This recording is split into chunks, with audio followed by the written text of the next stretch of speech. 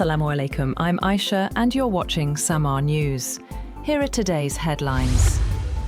Lebanon has announced a partial ceasefire between Hezbollah and Israel in what would amount to a limited de-escalation of the conflict. According to Lebanon's embassy in Washington, the agreement would not end the conflict in that country, but it calls for Israel to refrain from strikes on Beirut and its suburbs controlled by Hezbollah, while the Iran-aligned group would halt its attacks on Israel.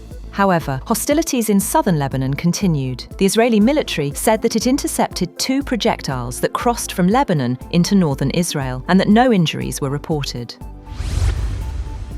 Iran has not yet responded to the latest proposals from the United States, with consultations still underway to finalize a draft response. According to Iranian media reports, the Tehran has not yet sent any official response to the United States regarding the new proposals currently under discussion. The report said consultations are continuing within Iran to finalize the draft and determine the country's position before a formal reply is issued. The ongoing deliberations suggest that Tehran is taking a cautious approach as negotiations move forward.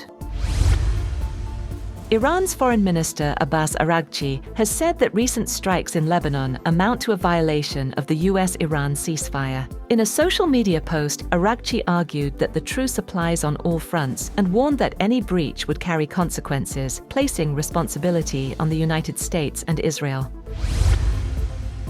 Israeli occupation forces killed at least 3 people in separate attacks across Gaza Strip. The incidents included a strike on a displacement site, an attack on a vehicle, and a reported drone strike that also injured several people. Residents say the attacks have intensified, adding to fear and uncertainty across the territory.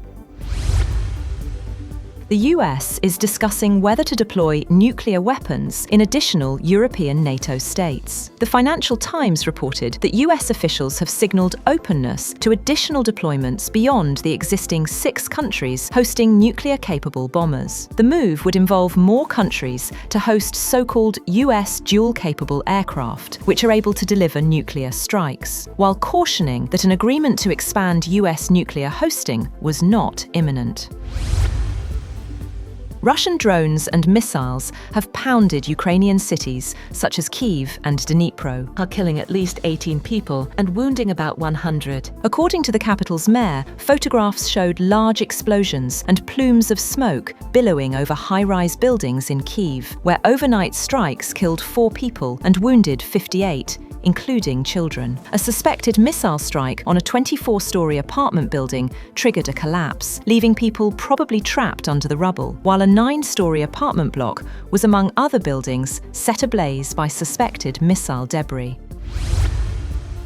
The Kremlin says it still prefers a peaceful resolution to the war in Ukraine, but will continue military operations unless Kyiv engages in what Moscow calls genuine peace talks. Kremlin spokesman Dmitry Peskov made the remarks after Russia launched major overnight strikes on Ukrainian cities, while insisting Moscow remains open to negotiations.